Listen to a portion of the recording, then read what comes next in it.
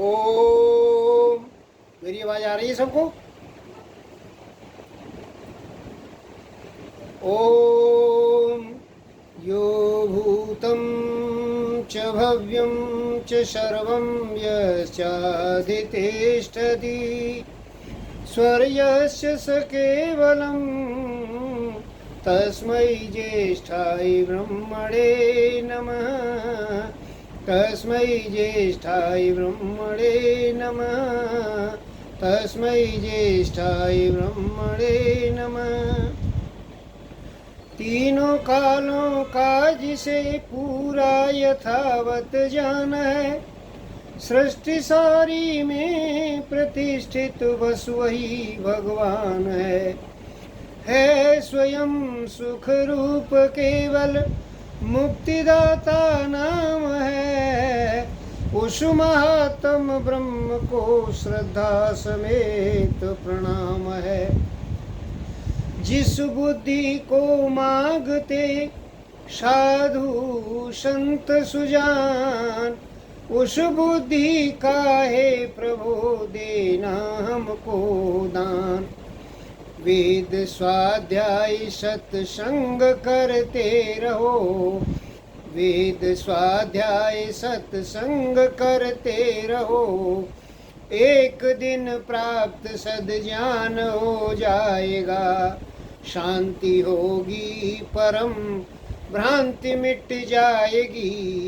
पाप तापों का अवसान हो जाएगा। वेद स्वाध्याय सत्संग करते रहो, एक दिन प्राप्त सद्ज्ञान हो जाएगा। इस प्रवचन श्रृंखला का होस्ट कर रहे आज आदरणीय मास्टर साहब लखनलाल जी आर्य, जो शिक्षक रत्न से सम्मानित हैं। अन्य महानुभाव, अत्यंत श्रद्धा की भाजन वंदनीय मातृशक्ति एवं आर्य धर्म प्रेमी सज्जनों और एवं प्यारे बच्चों, ईश्वर की महान कृपा है, जिसकी कृपा से हम कुछ देर बैठ करके कुछ धार्मिक चिंतन करते हैं और सुनते हैं। आर्य सज्जनों, बहुत ही मधुर वचन माताओं के मुखारबिंद से सुन रहे थे। आर्य समाज की एक विशेषता यह है कि जिस पर महर्षि दयानंद का प्रभाव हो गया, चाहे वो कवि है, चाहे वो लेखक है, चाहे वो चिंतक है, और चाहे वो किसी भी संस्था में करने वाला काम करने वाला व्यक्ति है, उसके चिंतन में फर्क जरूर आता है। आप जितने भजन आर्य समाज के सुनेंगे उनमें वास्तविकता है, प्रकृति नियम के अनुकूल हैं, ईश्वर की पूरी ईश्वर की प्रार्थना है। उनमें कोई ऐसी बात नहीं मिलेगी जिससे जो है हमारा ये तय हो सके कि ये प्रकृति नियम के अनुकूल नहीं है। एक सज्जन पिछली बार जब मैं प्रवचन कर रहा था ईश्वर विषय पर, जब आनंद की चर्चा कर रहा था कि ईश्वर का आनंद इस तरह का है, ईश्वर जो है, ये जो प्राकृतिक आनंद को हम ईश्वर का आनंद समझ बैठते हैं, ये हमें नहीं समझना चाहिए। ईश्वर का आनंद केवल और केवल 3 अवस्थाओं में ही मिलता है। या तो सुषुप्ति अवस्था में मिलेगा, या समाधि अवस्था में मिलेगा, या फिर मोक्ष की अवस्था में मिलेगा। इसके लिए 3 ही समय निर्धारित हैं। उसमें कुछ पौराणिक तथ्य भी रखे थे, कुछ ऐसे लोगों के तथ्य रखे थे मैंने पिछली बार, कि जो अपने शिष्यों को ऐसा समझाते हैं कि भाई ये ईश्वर आनंद है। तो कुछ सज्जन जो हैं, एक सज्जन ऐसे आपके श्रृंखला से जुड़े हुए सज्जन, उन्होंने मेरे को मैसेज किया कि भाई आप जो दूसरे आर्य समाज के प्रवचन को करते हुए आप जो पौराणिक परंपरा के व्यक्तियों के आप उदाहरण दे देते हो ना, तो इससे जो पौराणिक लोग जो सुनते हैं उनके दिल पर थोड़ा सा असर ये पड़ता है कि भाई आर्य समाजी तो ऐसे ही बोलते हैं सारे के सारे। सज्जनों, आर्य समाज का जो भी पग चिन्हों पर चल रहा है महर्षि दयानंद के पे, और जो भी वक्ता है, जो भी भजन गायक है, एक नियम का पालन करते हैं। हम लोग आपस में संवाद किया करते हैं, और संवाद की एक परंपरा है। संवाद का एक प्रक्रिया है संवाद की। उस संवाद में यदि उन बातों पर यदि खरा उतरता है तब तो वो संवाद मानना चाहिए, लेकिन यदि खरा नहीं उतरता है तो वो अपने आप में ही एक विवादास्पद है। तो वो संवाद क्या है? आज ऋषि गौतम न्याय दर्शन में संवाद की एक परिभाषा लिखते हैं कि संवाद है क्या चीज? प्रमाण तर्क साधनोपालंब। प्रमाण और तर्क के से किसी बात को साधन कहते हैं, सिद्ध करना। हमारे जितने भी विद्वान हैं, आर्य विद्वानों में एक विशेषता ये हो जाती है, महर्षि दयानंद का चिंतन समझ करके, या जो व्यक्ति सत्यार्थ प्रकाश से एक बार पढ़ लेता है, उसके चिंतन में फर्क ये जरूर आता है कि वो प्रमाण सहित बोलेगा। फिर महर्षि दयानंद का पूरा आप सत्यार्थ प्रकाश पढ़ लीजिए, आपको बगैर प्रमाण के एक लफ्ज नहीं मिलेगा उसमें कहीं भी।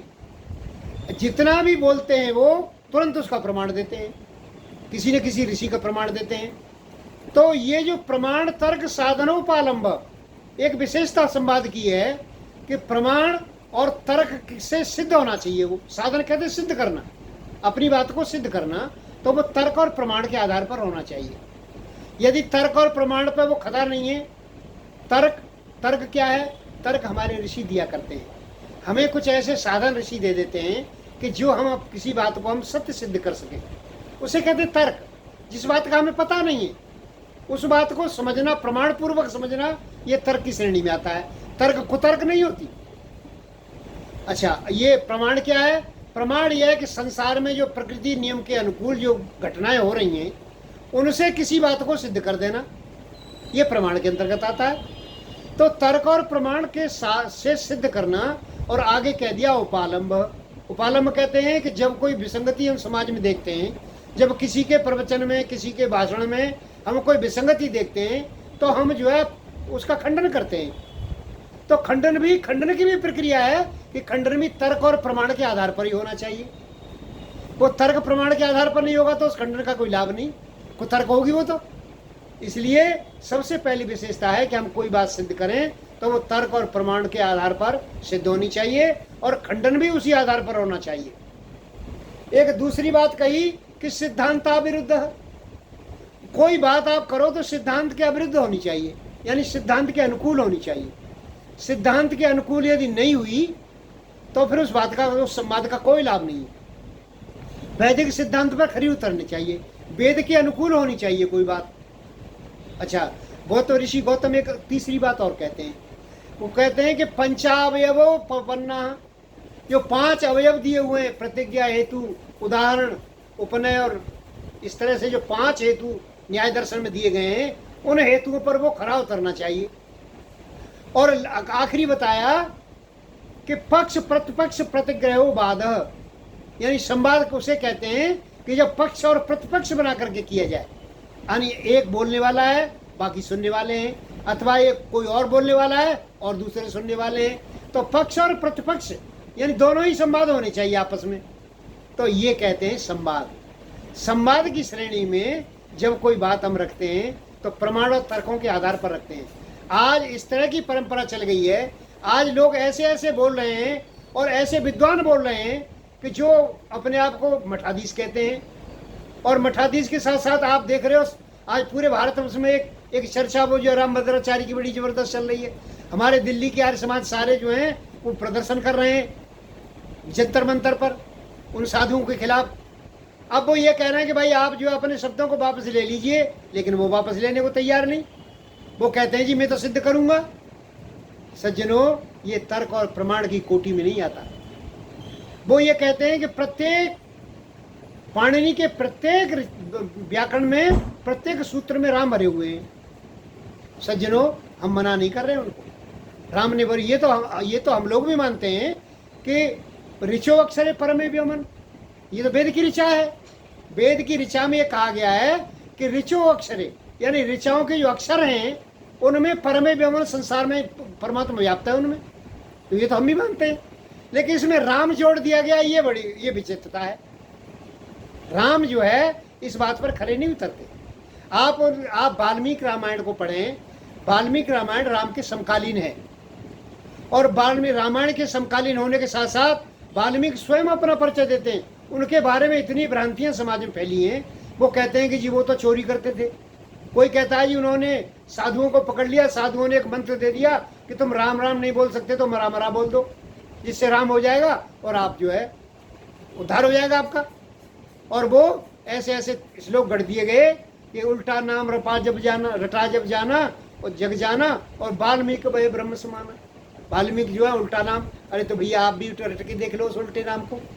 आप यदि विद्वान बन जाओ, आप यदि लेखक बन जाओ तो बताना हमें, टेलीफोन करके बताना आप हमें कि हम विद्वान बन गए उल्टा नाम जपने के बाद। महर्षि वाल्मीकि को पढ़ा नहीं लोगों ने। महर्षि वाल्मीकि स्वयं अपना परिचय देते हैं। महर्षि वाल्मीकि कहते हैं कि ब्रह्मा दसमा सूनु सहस सूनु प्रचेतस, यानी मैं जो है ब्रह्मा का 10वां पुत्र, ऋषि ब्रह्मा जो हुए हैं उनका 10वां पुत्र हूं, और सहस सूनु प्रचेतस, प्रचेतस ऋषि का 100वीं संतान हूं मैं। यानी 100 वंश परंपराओं का उनको स्मरण है। वो 100 वंश परंपरा में ऋषि प्रचेतस ऋषि की संतान है। वो अपने आप को ऋषि परंपरा से सिद्ध कर रहे हैं, लेकिन हम लोग कहते हैं, हम लोगों ने उनको एक जाति विशेष में डाल दिया। कुछ लोग कहते हैं जी वाल्मीकि तो हमारे थे, जबकि वाल्मीकि का मतलब होता है जो बहुत सूक्ष्मता से किसी चीज को पकड़ने वाला। जैसे शनै शनै ज्ञानम संचुन्यात वाल्मीकाविव पुत्तिका, एक दर्शन में एक सूत्र आता है कि भाई हमें ज्ञान जो है वो धीरे धीरे अर्जन करना चाहिए। ज्ञान एकदम नहीं लेना चाहिए, एकदम आएगा ही नहीं। उसकी प्रक्रिया है ज्ञान प्राप्त करने की, कि धीरे धीरे आएगा। और कैसे आएगा उसका प्रमाण दिया गया है कि वाल्मीकाविव पुत्तिका, जैसे चींटियां बामी बनाती हैं, बहुत धीरे धीरे धीरे धीरे बनाती हैं, उसी तरह से ज्ञान का संचयन करना चाहिए हमें। अब वाल्मीकि रामायण राम के समकालीन है, वो अपना परिचय पूरा देते हैं उसमें। और रामायण के समकालीन है, भगवान राम के समकालीन है वो, उसमें सत्यता है बहुत ज़्यादा। लक्ष्मण परशुराम संवाद नहीं है, अहिल्या का कोई इस तरह से वर्णन नहीं है वहाँ जो है बहुत सी ऐसी बातें, सबरी के बेर वहाँ नहीं है, बहुत सी ऐसी बातें हैं रामायण में। और भगवान राम को लें, भगवान राम जो है ईश्वर का एक लक्षण दिया गया है योग दर्शन में कि क्लेश कर्म विपाक आशय अपरामिष्ट पुरुष विशेष है ईश्वर। ईश्वर की पहचान ये है कि जो क्लेश कर्म के फल से, विपाक से जो पृथक होता है उसे ईश्वर कहते हैं। लेकिन राम स्वयं अपना परिचय दे रहे हैं। जब सीता का हरण हो गया तो लक्ष्मण को वाल्मीकि रामायण में परिचय दे रहे हैं अपना कि लक्ष्मण, बड़ी विचित्रता है कि ये जो मेरे साथ लगातार ये घटनाएं हो रही हैं, सबसे पहले मेरा राज्य चला गया। राज्य जो है, राज्य तिलक हो रहा था मेरे को, लेकिन राज्य चला गया मेरा। और बंधु बांधवों से बिछो हो गया, वन को आना पड़ गया मेरे को। वन में आया तो मैंने सुना पिताजी का देहांत हो गया पीछे, और यहाँ करके सीता का हरण हो गया। लगातार मेरे ऊपर जो विपत्तियां आ रही हैं लक्ष्मण, मुझे तो ये लगता है कि मैंने बहुत बड़ा पाप किया है संसार में। सज्जनों, ये बात स्वयं राम कह रहे हैं कि मैंने बहुत बड़ा पाप किया है। अब स्वयं राम के मुंह से जो बात निकल रही है, अब उसको कैसे सिद्ध करेंगे भाई? ये ईश्वर के कहाँ अनुकूल बैठती है बात? राम हमारे आदर्श हैं, राम हमारे पूज्य हैं। राम का चरित्र जो है वो मर्यादा पुरुषोत्तम वाला चरित्र है, उसका ग्रहण करना चाहिए। लेकिन ईश्वर से जोड़ना ये बुद्धिमत्तापूर्ण नहीं है, ये दर्शनों से और वेद से सिद्ध नहीं होता। लेकिन वो कह रहे हैं कि जी हम तो एक वो दिखा देंगे। दूसरी बात यह है कि वहाँ एक रामायण में एक प्रसंग दे दिया गया, रामचरितमानस में। रामचरितमानस में एक छोटा सा प्रसंग है कि जी सीता पास में बैठी हुई है, लक्ष्मण गए वन में लेन मूल फल कंद, और सीता से बोले व्यस श्री रघुवर सुख चंद। भगवान राम जो हैं सीता से कुछ बात कहने लगे कि सुनो प्रिया व्रत रुचिर सुशीला, मैं कछु करब चहित नरलीला, मैं नरलीला करना चाहता हूँ। तुम पावक मोह करो निवासा, और मैं लगी करो निशाचर नासा। आप ऐसा करो कि अग्नि में समा जाओ तुम, और अग्नि में समा करके मैं नरलीला में राक्षसों का नाश करना चाहता हूँ। तो सीता जो है अग्नि में प्रवेश कर गई, और एक नकली सीता बना करके वहां बैठा दी भगवान राम ने। और ये आगे लिखा है कि लक्ष्मण हुई मरण मन जाना, जो कुछ कृत्य रचा भगवान। यानी ये लक्ष्मण भी इस बात को नहीं जान सके कि ये सीता वो सीता नहीं है, जो दूसरी सीता, जो असली सीता है। अब आप ये बताइए कि ये चीजें तर्क प्रमाण से सिद्ध होती हैं? क्या अग्नि कभी अपना गुण छोड़ सकती है? आग कभी भी अपना गुण नहीं छोड़ सकती। आग जो है हमेशा आग रहेगी। वो जो है उसमें डालो तो भस्म होगा हर एक व्यक्ति। सज्जनों, ये प्रकृति नियम के विरुद्ध बातें जो आज जो प्रचलित हो गई हैं, इनसे भगवान का स्वरूप जो है वो बिल्कुल अलग हो गया है। आज भगवान को स्वरूप में नहीं मानते हम। मेरा ये चिंतन आज का मेरा विषय था कि वेदों में ईश्वर को किस तरह से वर्णन किया गया है। वेद में इस तरह से ईश्वर का वर्णन नहीं है जैसे संसार में लोगों ने प्रचलित कर रखा है। भगवान राम एक उत्तम कोटि का चरित्र है, वो उससे इनकार नहीं है हमें। लेकिन जब ऐसी बातें करके, जो प्रकृति नियम के विरुद्ध बातें करके ये लोग जो हैं उसको ऐसा बना देते हैं, जो विदेशी लोग जो है इस पर तर्क करते हैं हमारे लिए, और जब इनसे तर्क कर बैठे तो वो आर्य समाजी बन के उसका जवाब देने को तैयार है कि जी वो राम नहीं है, ये तो दशरथ के राम नहीं है। ये राम कौन से हैं भैया? कि राम जो है वो हैं कि जो है जो हर एक के अंदर विराजमान है, जो राम जो हैं सबके अंदर विराजमान है। रमनते योगिनो यत्र सराम। अब कहते हैं कि योगी जिसके अंदर रमण करते हैं, तो अब ये बताओ कि भाषा विज्ञान से ये कहाँ सिद्ध होता है? भाषा विज्ञान से ये सिद्ध नहीं होता। क्यों?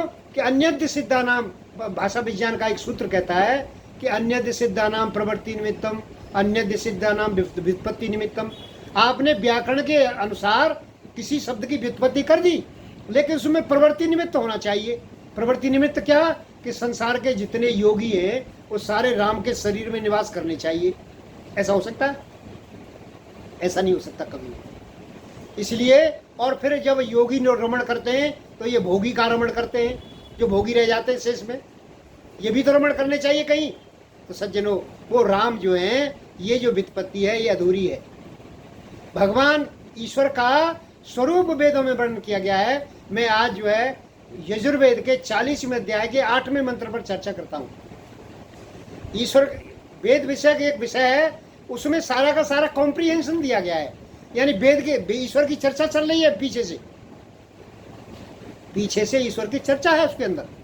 और चर्चा में ईश्वावास्यमिदं सर्वम यत् किंचित् जगत्याम जगत, लगातार ईश्वर की चर्चा चल रही है और ईश्वर के विस्तृत वर्णन किया गया है। इसको ईशोपनिषद के रूप में भी देखा जाता है।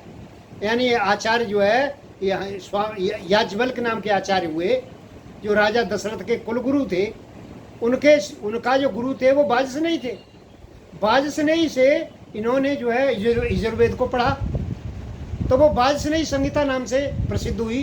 तो आज ईशोपनिषद जो है जो याज्ञवल्क्य जी ने बनाया है, उस ईशोपनिषद को बहुत अच्छी तरह से महर्षि याज्ञवल्क्य ने प्रणीत किया है उसको। उसमें कुछ मंत्र बदले हैं, कुछ मंत्र जो कि तो रखे गए हैं, क्योंकि ऋषि का एक कर्तव्य हुआ करता है कि ऋषि केवल मंत्रार्थ दृष्टा नहीं होते। ऋषियों मंत्रार्थ दृष्टा रह। ऋषि केवल मंत्र के अर्थ का दर्शन नहीं करते, बल्कि मंत्रों का भी दर्शन करते हैं। वो मंत्र भी सृष्टा होते हैं, मंत्र के सृष्टा ऋषि होते हैं। हम ये समझते हैं कि जैसे 4 वेद हुए,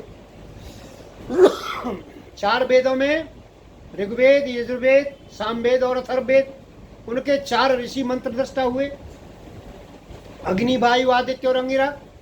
लेकिन सज्जनों, इन ऋषियों के अलावा भी मंत्र दृष्टा ऋषि हुए हैं जिन्होंने मंत्र के दर्शन किए हैं। उन्होंने ब्राह्मण ग्रंथ लिखे हैं, उन्होंने ग्रह सूत्र लिखे हैं, पारस्कर ग्रह सूत्र, आश्वलायन ग्रह सूत्र। हम जो मंत्र जो है, और उनका स्थान यज्ञ में है। अयम तैद्मात्मा जात वेद, ये जो मंत्र है ये किसी वेद का मंत्र नहीं है, ये आश्वलायन ग्रह सूत्र है। तो उनके विचार भी दिए गए हैं इसमें। तो सज्जनों, ये जो हमारा जो मंत्र है ये ईशोपनिषद में भी दिया गया है। इस मंत्र को इसमें कहा गया कि सपर्यगात शुक्रम अकायम अनावृणम अव्रणम अस्नाविरम शुद्धम अपाप विद्धम कबीर मनीषी परिभू स्वयंभू याथा तथ्यतो अर्थान व्यवधात शाश्वती व्यय समाव्य। इस मंत्र को दिया गया है, इसमें कॉम्प्रिहेंशन के रूप में परमात्मा को जिक्र किया गया है। कॉम्प्रिहेंशन, हमारे जो अध्यापक बंधु हैं ये कॉम्प्रिहेंशन की टेस्ट लेते हैं कि ये जो एक पैरा दे दिया बच्चों को, और पैरा से ये कहते हैं कि भाई एक छोटा सा वाक्य बनाओ इसका। तो वो जो छोटे से वाक्य हैं, इसमें गागर में सागर भरा हुआ है। सबसे पहला वाक्य है सब पर्यगात। वो परमात्मा पर्यगात है। पर्यगात समाने वो परमात्मा था, अर्थात पीछे से जो चर्चा चल रही है जिस परमात्मा की, उसी परमात्मा के बारे में बताया जा रहा है। सर्वनाम शब्द है, सर्वनाम से पर्यगात, पर्यता, अभिता, परिता, सर्वता, यानी सब जगह से। गात माने जो गया हुआ है, सबके अंदर गया हुआ है, सब जगह व्याप्त है। सज्जनों, वो परमात्मा, उसका स्वरूप दिया जा रहा है कि परमात्मा सब जगह गया हुआ है। क्यों जी सब जगह गया हुआ है? ये क्या मानने वाली बात है? हम जो है मान लें इस बात को कि सब जगह गया हुआ है? सज्जनों, जो लगातार आर्य समाज के प्रवचन सुनते हैं, ईश्वर के स्वरूप को जानते हैं, योग साधना में लगे हुए हैं, सज्जनों, यदि वो भी 1 घंटे का अपना चरित्र देख लें, अपना विचार अपने आप स्वयं पूरे दिन का ना देखें, केवल 1 घंटे का अपना हिसाब देख लें कि क्या मैं इस ईश्वर को सर्व पर्यगात मानता हूं, तो सज्जनों आपको मिलेगा नहीं कि ईश्वर को सर्व पर्यगात कोई मानता है। क्यों कि ईश्वर, जब ईश्वर के पर्यगात यानी सब जगह व्याप्त मानेंगे तो व्यक्ति के व्यवहार में अंतर आ जाएगा। कुछ व्यक्ति समाज में जब मंदिर में जाते हैं, जो पौराणिक मंदिरों में व्यक्ति जाते हैं, वो पौराणिक मंदिरों में वहां जाकर के वो भी ठीक हो जाते हैं, क्योंकि वो ये समझते हैं कि परमात्मा है यहाँ पे। वहाँ झूठ नहीं बोलते, कोई और दुराचार नहीं करते, शराब नहीं पीते, वहाँ मंदिर में जाकर के वो भी सुधर जाते हैं। लेकिन जैसे ही बाहर निकले मंदिर के, तो उनके अंदर एक विचारधारा काम करती है कि भाई ईश्वर तो वहाँ है, अब यहाँ ईश्वर नहीं है, यहाँ हम सब कुछ कर सकते हैं, यहाँ सबकी छूट है। तो पर्यगात नहीं हुआ ये, वो पर्यगात नहीं मानते ईश्वर को। लेकिन जो पर्यगात समझने वाला व्यक्ति है, जो पर्यगात समझेगा परमात्मा को, सब जगह गया हुआ परमात्मा है, सब जगह व्याप्त है कण कण में, तो फिर सज्जनों उसके व्यवहार में अंतर आएगा। वो व्यक्ति छुप करके भी अपराध करने की तैयार नहीं होगा, क्योंकि संसार में हर एक जगह परमात्मा देख रहा है हमें।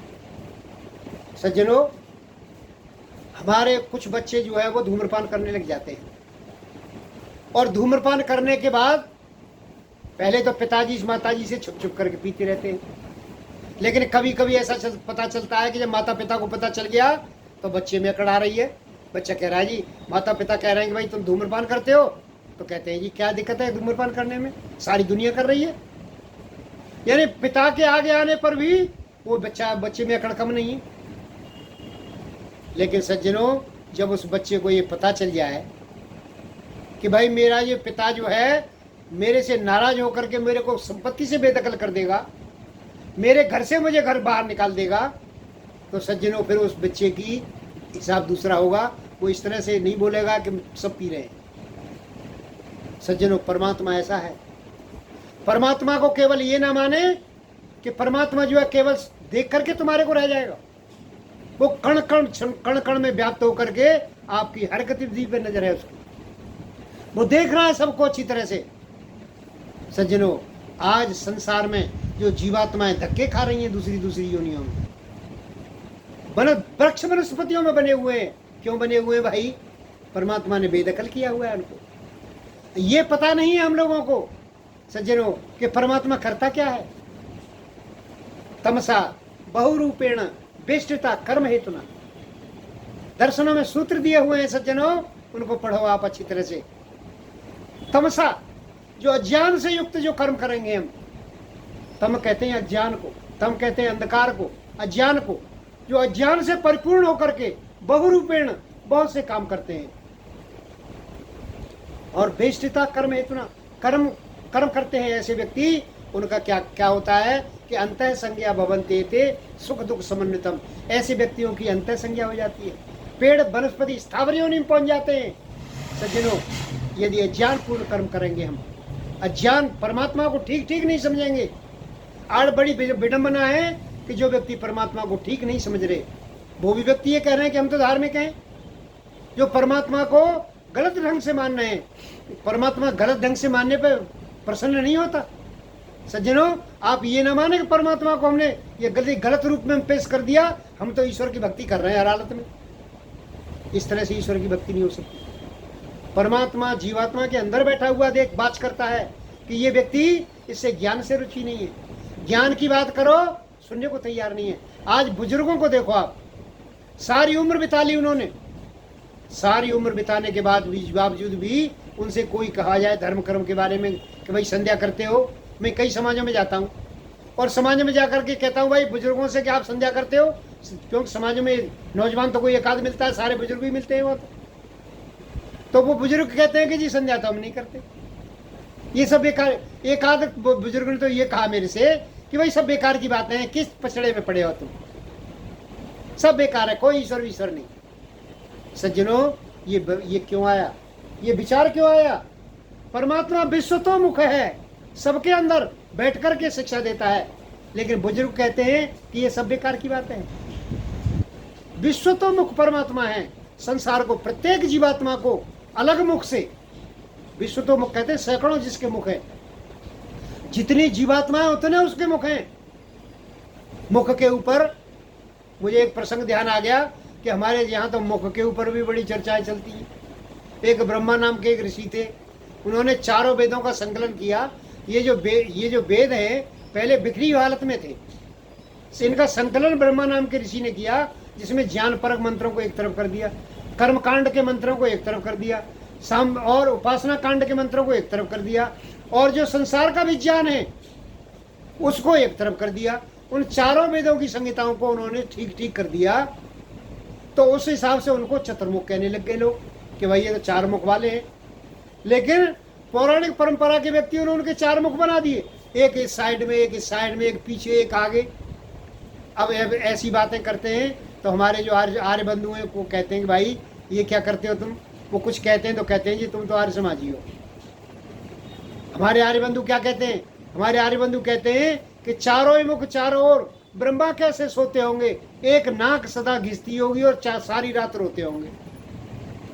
वो कहते हैं कि ब्रह्मा सोते कैसे होंगे, चार मुंह वाला व्यक्ति कैसे सो सकता है बताइए आप। लेकिन हम ईश्वर की वास्तविकता को नहीं समझे। ईश्वर जो है हमेशा, ईश्वर को पकड़ना धीरे धीरे, मैं ज्ञान के बारे में बता रहा था कि ज्ञान को धीरे धीरे संचयन करना चाहिए। हमेशा जो मैत्री होती है परमात्मा से भी ऐसी मैत्री हमने करनी है। मैत्री कैसी होती है? दुष्ट व्यक्तियों की मैत्री दूसरी तरह की होती है, सज्जन व्यक्तियों की मैत्री दूसरी तरह की होती है। जो दुष्ट व्यक्ति हैं उनकी मैत्री आरंभ में बहुत बड़ी होगी, दिखाई देगी।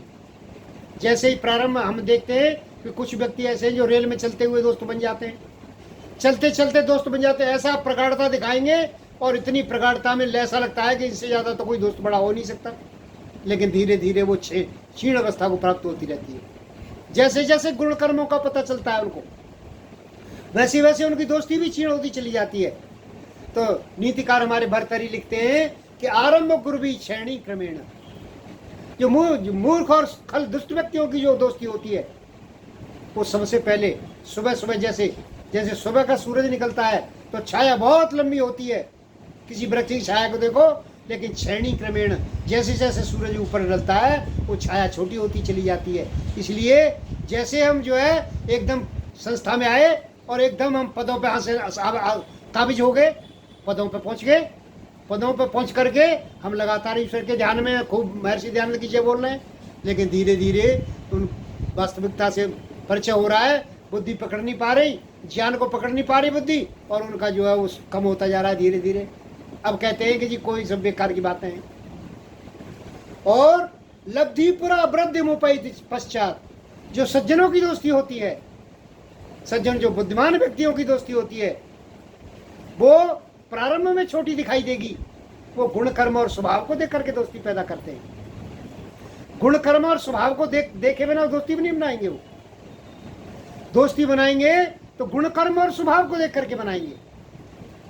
जब गुण कर्म और स्वभाव देखेंगे तो दोस्ती पहले बेशक उनकी कम हो, लेकिन धीरे धीरे वो प्रगाढ़ता को प्राप्त होती है।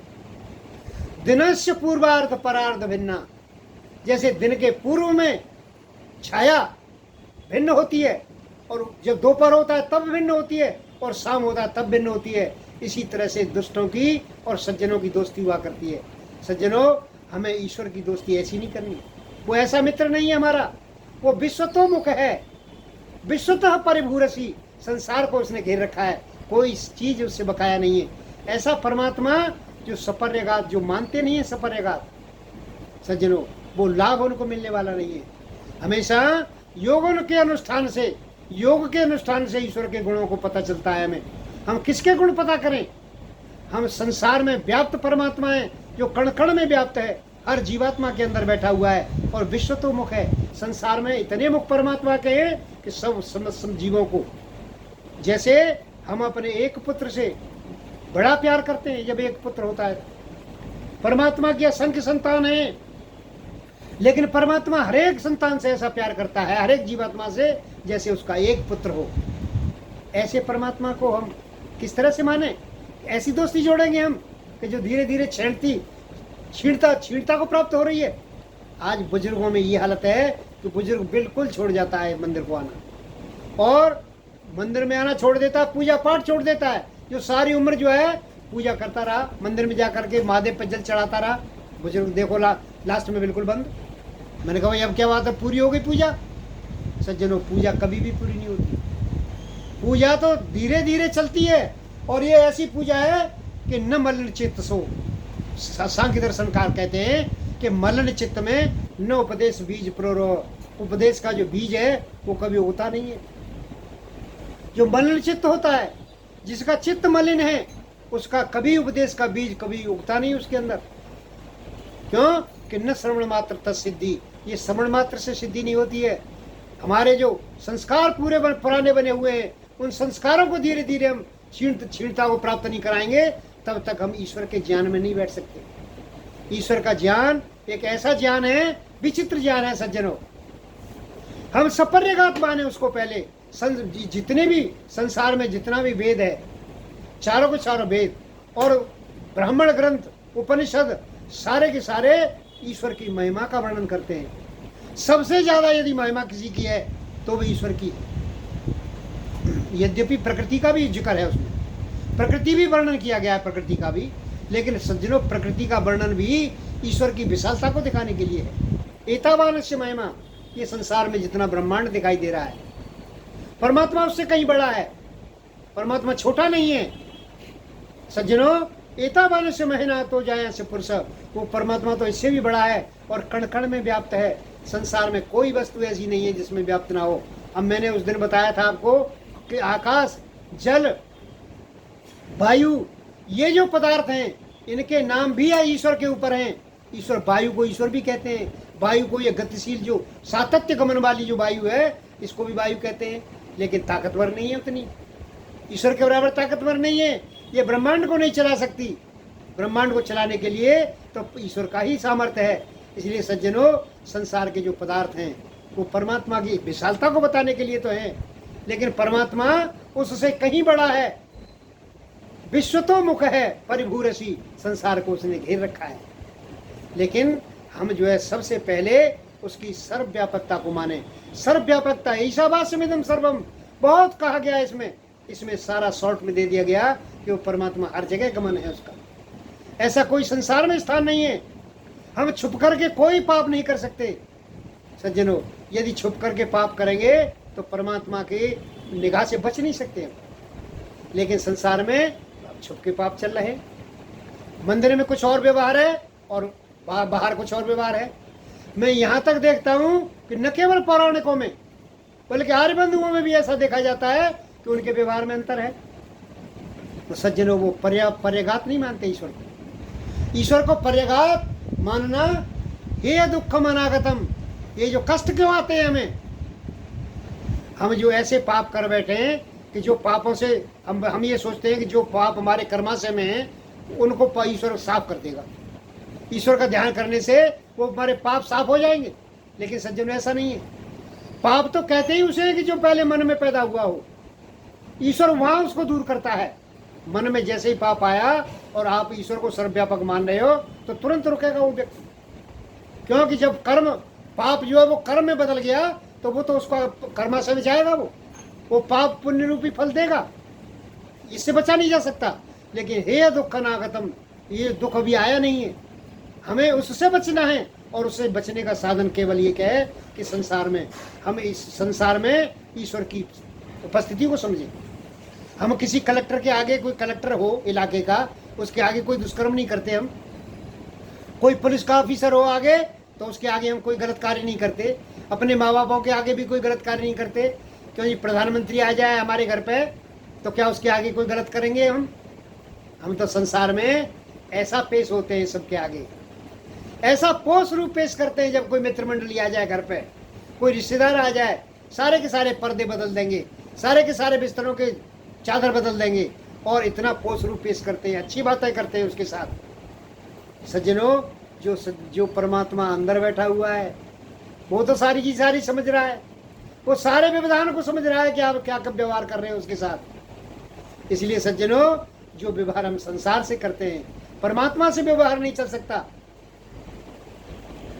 हम जो है वेद के माध्यम से समझ सकते हैं कि परमात्मा कैसा है, परमात्मा से कैसा व्यवहार करें हम, परमात्मा से कैसा, हम वेद के माध्यम से हम ये समझते हैं कि हम प्रकृति के साथ कैसा व्यवहार करें, दूसरे व्यक्तियों के साथ कैसा व्यवहार करें, पड़ोसियों के साथ कैसा व्यवहार करें और ईश्वर के साथ कैसा व्यवहार करें। हमें वेद से समझना है, ये वेद बता रहा है हमें। सज्जनों, वेद के रास्ते पर जब तक नहीं चल, वेद कहता है कि सपर्यगात, वो परमात्मा सब जगह गया हुआ है। हमें ये बात बैठानी है अपने दिल में, लेकिन सज्जनों ये बात बैठ नहीं रही दिल में। आज सारी की सारी विसंगतियां समाज में देखने को मिल रही हैं। ये सारी की सारी इंगित करती है कि परमात्मा को सर्वव्यापक नहीं मानता आदमी, कोई भी नहीं मानता परमात्मा को सर्वव्यापक। मैंने योगियों के चरित्र देखे हैं, जो योगी जो हैं वो अपने आप को बहुत बड़े योगी हैं, लेकिन जो है उनके व्यवहार दूसरे हैं। मैं कई बार किसी सज्जन के साथ, एक हमारे यहाँ एक व्यास है, एक व्यास के एक महात्मा आए थे यहाँ पे दिल्ली में, तो उनसे मिलाने ले गए मुझे कि तुम्हें व्यास के गुरुजी से मिलवाते हैं। हम गए जी गुरुजी के पास मिलने के लिए, तो वो सज्जन उनसे कहा कि भाई ये कहो कैसे आए। कहने लगे जी काम कोई नहीं मेरा, केवल दर्शन करने आया हूँ आपके। सज्जनों, इस काम के लिए विद्वानों के पास जाते हैं हम लोग। मैंने उनसे 2-4 प्रश्न किए ईश्वर विषय, हालांकि वो जवाब नहीं दे पाए, उनके पास तो इस तरह का ज्ञान नहीं है, जो वैदिक ज्ञान है वो उनके पास नहीं है। लेकिन वो इस बात से प्रभावित हुए कि तुमने कुछ पूछा तो सही मुझसे। तो दूसरे सज्जन तो केवल दर्शन के लिए, अरे भाई दर्शन क्या करना है उनका, दर्शन से क्या करना है आपने। दर्शन का मतलब सीधा का सीधा ये है कि हम उसके परमात्मा जो है, परमात्मा का केवल नाम स्मरण करते रहे, हम ओम ओम जपते रहे। ओम ओम जो है, ओम पद वाच्य जो परमात्मा है, जो वाच्य परमात्मा है, ओम का जो जाप है, इस ओम के जाप से जो 3 अक्षर हैं वही हमारे दिमाग में चलते रहते हैं। लेकिन सज्जनों, ये 3 अक्षरों वाला जाप नहीं है, परमात्मा का जाप वो नहीं है। ओम पद वाच्य परमात्मा है, ओम वाचक है, तस्य वाचक प्रणव, वो परमात्मा का नाम वाचक है। ओम से ओम वाचक है उसका, और वाच्य उसका ईश्वर है। वाचक अलग है और वाच्य अलग है। हम जाप बेशक ओम का कर रहे हैं, लेकिन ध्यान हमारा ईश्वर की तरफ, वाच्य की तरफ होना चाहिए। वाच्य के गुणकर्म स्वभाव पर होना चाहिए। वाच्य ये व्यवस्था नहीं है। आज मैंने कई लोगों को ये देखा मैंने कि ओम का जाप कर रहे हैं, ओम का जाप कर रहे हैं, तो क्या आप मन में सोचते हो आप भाई? कहते हैं जी वो जो 3 अक्षर हैं ओम के, आ उ म, उस व्यवस्था उसको सोचते रहते हैं। सज्जनों, ये ओम का जाप नहीं है, ये सर्वव्यापक परमात्मा का जाप नहीं है, ये तो वाच्य शब्द का, वाच्य का जाप करना है हमने। ओम शब्द का उच्चारण तो करना है, लेकिन ध्यान हमारा वाच्य पे होना चाहिए, ओम पद वाच्य पे होना चाहिए। ओम तो केवल वाचक है, इसलिए हम वाच्य का ध्यान नहीं रखते। वाच्य जो है, तस्य वाचक प्रणव, वो परमात्मा का वाचक है ये ओम। इसलिए ओम परमात्मा का वाचक जरूर है, लेकिन ध्यान हमारा परमात्मा की तरफ रहेगा। ये सर्वव्यापकता, जब तक सपर्यगात नहीं मानेंगे परमात्मा को, पर्यगात हमेशा जो है सबतः अविता परितः सर्वतः, जो सब जगह गया हुआ है, कण कण में व्याप्त है। सज्जनों, जीवात्मा को शंकराचार्य जो है, शंकराचार्य के मत में जीवात्मा ईश्वरंश धारण किया हुआ है उन्होंने। लेकिन जब वेदांत दर्शन का भाष्य करते हैं वो, मैंने वेदांत दर्शन का शंकराचार्य का भाष्य पढ़ा है, उसमें वो नहीं मानते ऐसा। उसमें वो ये मानते हैं कि परमात्मा के किसी एक भाग में जीवात्मा रखी हुई है। वो ऐसा नहीं मानते कि जीवात्मा अंश है। एक हमारे यहाँ विद्यानंद विदे हुए हैं, एक साधु विद्यानंद विदे जो है, वृंदावन डिग्री कॉलेज के प्रिंसिपल रिटायर हुए हैं। वो बहुत ऊंचे पद से रिटायर हुए हैं, और पद पे रहते हुए उन्होंने संन्यास ले लिया, वहीं से रिटायर होते ही संन्यास ले लिया उन्होंने। बहुत उच्च कोटि के विद्वान हैं जिन्होंने महर्षि दयानंद की ऋग्वेदादि भाष्य भूमिका पर भाष्य लिखा है उन्होंने, भूमिका भास्कर के नाम से, और दो जिल्दों में मिलती है वो किताब। बहुत बढ़िया तरह से समझाया है उन्होंने। एक पुस्तक लिखी है कि क्या शंकराचार्य अद्वैतवादी थे। सज्जनों, महर्षि उसके विद्यानंद विदेह की पुस्तक को पढ़ करके ये नहीं लगता कि जो शंकराचार्य हैं वो जो है वो अद्वैतवादी थे। वो परमात्मा को ही मानते थे, सारा का सारा संसार परमात्मा से। अब वो अधसैता में चले जाते हैं लोग, परमात्मा के सही गुण को न पकड़ करके परमात्मा को गलत मान लेते हैं। वो कहते हैं कि जी परमात्मा सर्वव्यापक है, और सर्वव्यापकता से परमात्मा के से आकाश बन गया, आकाशात वायु, वायु और जलम, जल से पृथ्वी, और फिर अन्न बन गया, और तज्जीवनम। इस तरह से ये संसार प्रकट रूप में हुआ। तो हमारे आर्य बंधु कहते हैं, हमारे आर्य विद्वान कहते हैं कि बिल्कुल ही बात गलत है ये, इसलिए ये बात उर्धार्य नहीं। ईश्वर है यहाँ सृष्टिकर्ता, हो सके स्वयं वह कार्य नहीं। ईश्वर यहाँ कार्य रूप जगत में जो आया है, ईश्वर ये कार्य नहीं हो सकता। ईश्वर जो है उपादान कारण नहीं है संसार का, ईश्वर तो निमित्त कारण है। ईश्वर इसको पैदा करता है संसार को, इसलिए वो जो है कैसे पैदा करता है उसका वेदों में और दर्शनों में बहुत विशद चिंतन है। अथर्ववेद कहता है कि अर्धेन विश्वम जजान, परमात्मा ने आदि प्रकृति से, प्रकृति रॉ मेटेरियल उसके पास है, रॉ मेटेरियल प्रकृति के रूप में उसके पास है, मूल प्रकृति। उसके आधे मेटेरियल को लेकर के सारा का सारा ब्रह्मांड बना दिया, आधा मेटेरियल उसके पास सुरक्षित है। और आगे विद्वान लिखते हैं कि जैसे जैसे मोक्ष, किसी जीवात्मा का मोक्ष समय पूरा हो गया तो उसको सारे के सारे ऑर्गन्स बना के देने पड़ते हैं परमात्मा को, उसके सारे के सारे सॉफ्टवेयर और हार्डवेयर सूक्ष्म शरीरों के साथ देना पड़ता है बना करके प्रकृति से। ये मूल प्रकृति से ही बनता है। तो जब वो बनाता है तो तुरंत तैयार करके दे देता है। कुछ विद्वानों का तो ऐसा मत है, कुछ विद्वान कहते हैं कि सूक्ष्म शरीर बना हुआ है पहले से ही, और जैसे ही जीवात्मा का मोक्ष पूरा हुआ तुरंत उसको पकड़ा देता है उठा करके उसमें से। तो सज्जनों, अर्धेन विश्वम भुवनम जजाना, परमात्मा ने सारा का सारा ब्रह्मांड प्रकृति के आधे तत्व से बनाया है। आधी रॉ मटेरियल उसके पास है, परमात्मा के पास है सारा का सारा मटेरियल।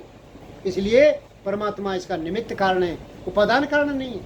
ये शंकराचार्य का मत जितने भी हैं, अब ये स्वामी रामभद्राचार्य अपनी बात कहते हैं, महर्षि दयानंद के 26 पंडित उनको नहीं हरा सके थे।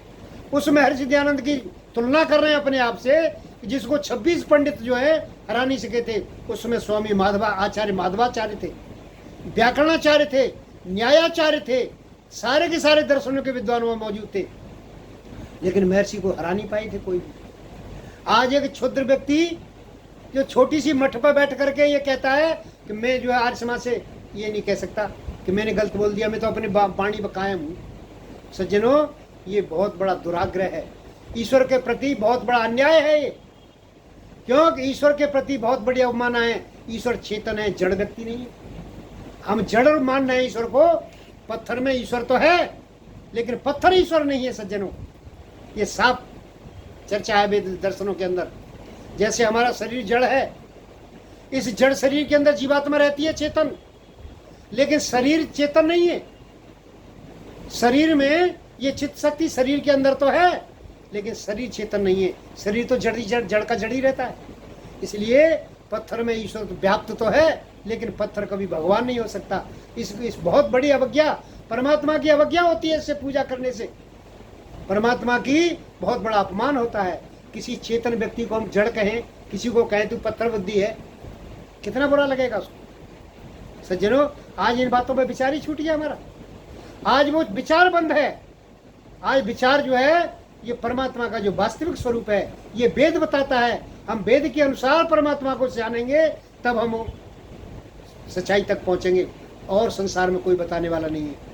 वेद मार्ग एक ऐसा मार्ग है कि संसार में इसके बगैर, जड़ और चेतन का ज्ञान इसके बगैर हो नहीं सकता किसी को। आज ये अविद्या है किस बात की?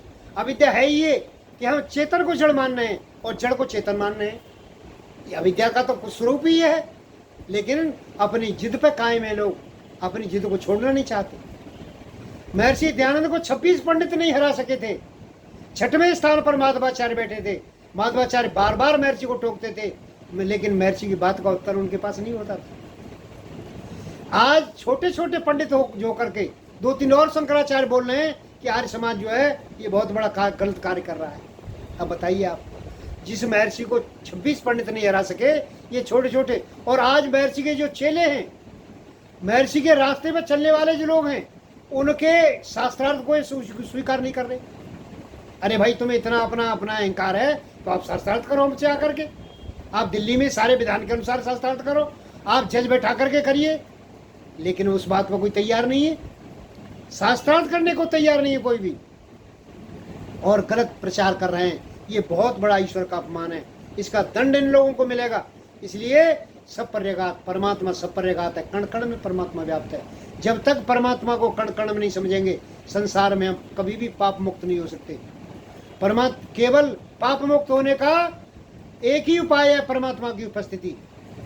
जब तक परमात्मा की उपस्थिति को हम स्वीकार नहीं करेंगे, परमात्मा जब तक हमारे आगे नहीं दिखाई देगा, हमें somebody is watching our work, हमारे काम को कोई देख रहा है, ये धारणा जब तक हमारी नहीं बनेगी, तब तक हम गलत कार्य से रुक नहीं सकते। जीवात्मा का एक स्वभाव है, ये जीवात्मा हमेशा अपने हितकर काम को देखती है, अपना जो इसका हित होगा।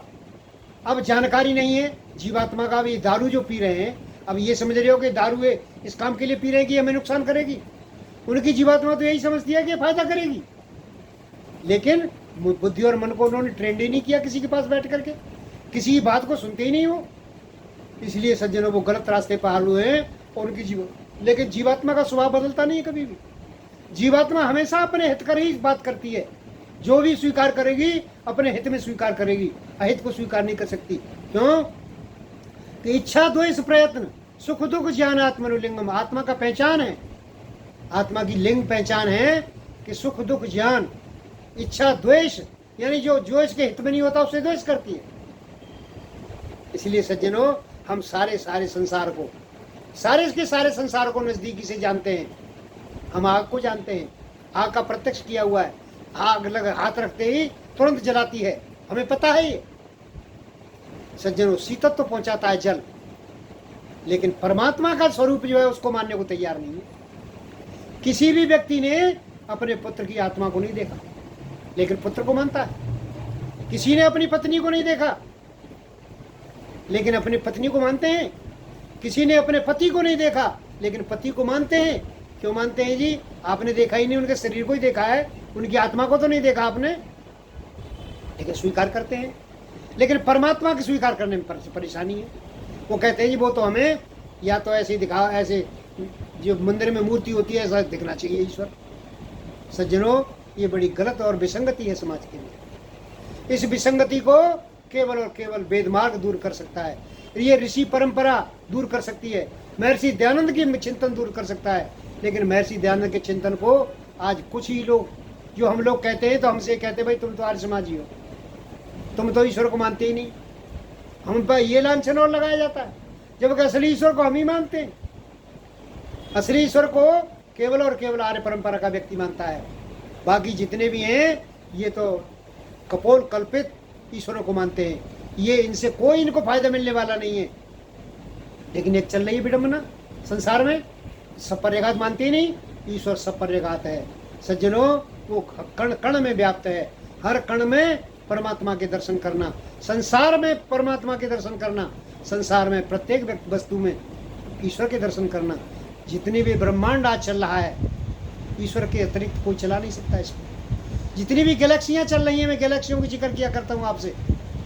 गैलेक्सियों को हमेशा साइंस का सिद्धांत है कि जिस जड़ पदार्थ में यदि कोई क्रिया हो रही है तो सज्जनों उसके पीछे एक्सटर्नल फोर्स लगी हुई है। बगैर एक्सटर्नल फोर्स के कोई भी क्रिया, जड़ वस्तु क्रिया नहीं कर सकती। आज गैलेक्सियों में क्रिया हो रही है, हर जड़ पदार्थ क्रिया कर रहा है, आग जला रही है, जल जो है वो शीतत्व पहुंचा रहा है। ये जितनी भी क्रियाएं संसार में चल रही हैं, एक व्यक्ति उत्पन्न होता है, बढ़ता है और बढ़ करके पूर्ण अवस्था को प्राप्त हो जाता है, और फिर विपणमते, अब क्षीणवत्था को होता है प्राप्त, और धीरे धीरे अपक्षीयते और विनिश्चिति। ये 6 विकार हर एक पदार्थ के अंदर चल रहे हैं। जितने भी जड़ पदार्थ हैं इन सबके अंदर 6 विकार चल रहे हैं। लेकिन सज्जनों, ये बगैर चलाए थोड़ी चल रहे हैं, इनके पीछे कोई ना कोई शक्ति है।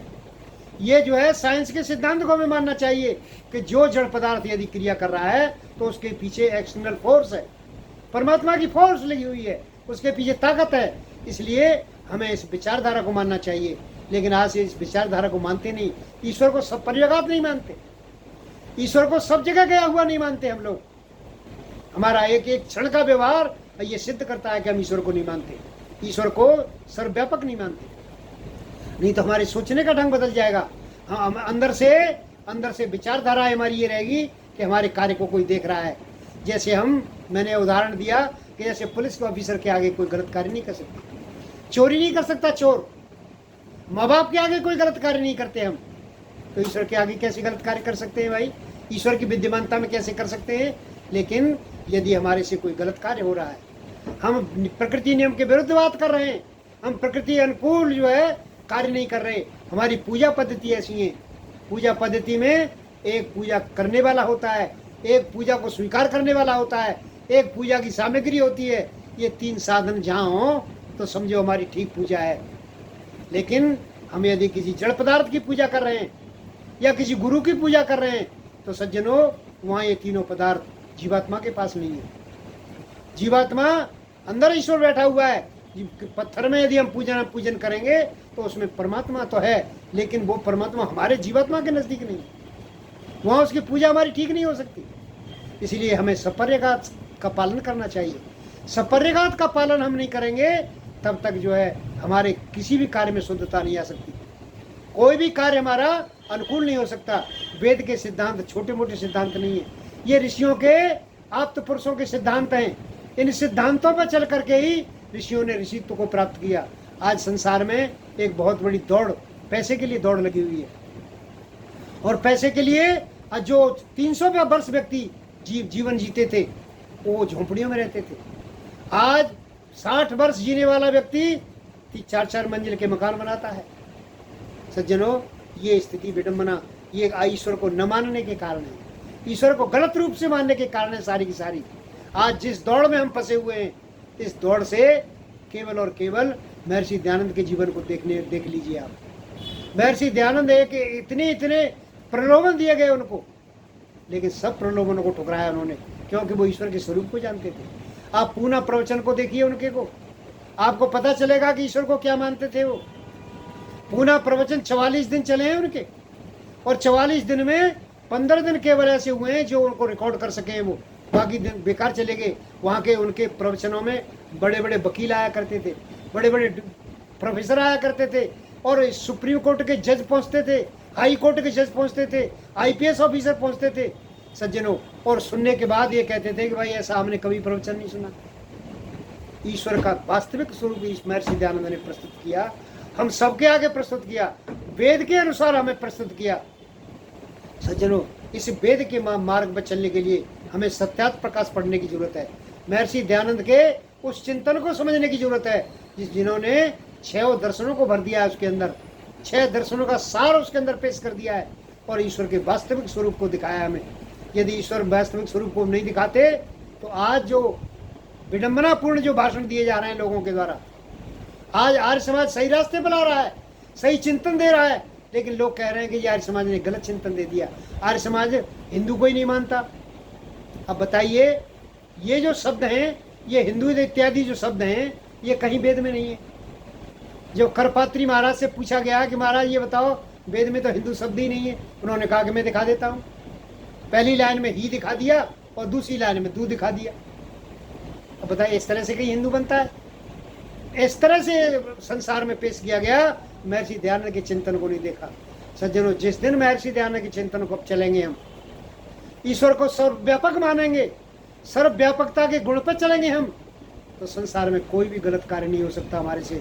हम ईश्वर के अनुकूल चलेंगे, और ईश्वर के अनुकूल चलने के बाद ही हमें ईश्वर का आनंद प्राप्त होगा, हमें समाधि अवस्था में आनंद प्राप्त होगा, और मोक्ष की अवस्था तक आएंगे। यदि इसके अनुसार नहीं चले तो सज्जनों, उस दंड से बच नहीं सकते हम। बुद्धि के दंड से बचने चाहिए। बुद्धि की हमें जरूरत ही नहीं है बुद्धि की, फिर बुद्धि परमात्मा देगा क्यों? हमेशा जिसका उपयोग किया जाता है वो चीज मिला करती है। ये संसार का नियम है, ईश्वर का नियम है ये। जिसका प्रयोग हम ज्यादा करेंगे वो चीज हमें प्राप्त होगी। सज्जनों, इन्हीं शब्दों के साथ ईश्वर सपर्यागात है। इनके दूसरे शब्दों की चर्चा मैं आगे के प्रवचन में करूंगा। इन्हीं शब्दों के साथ ओम शम।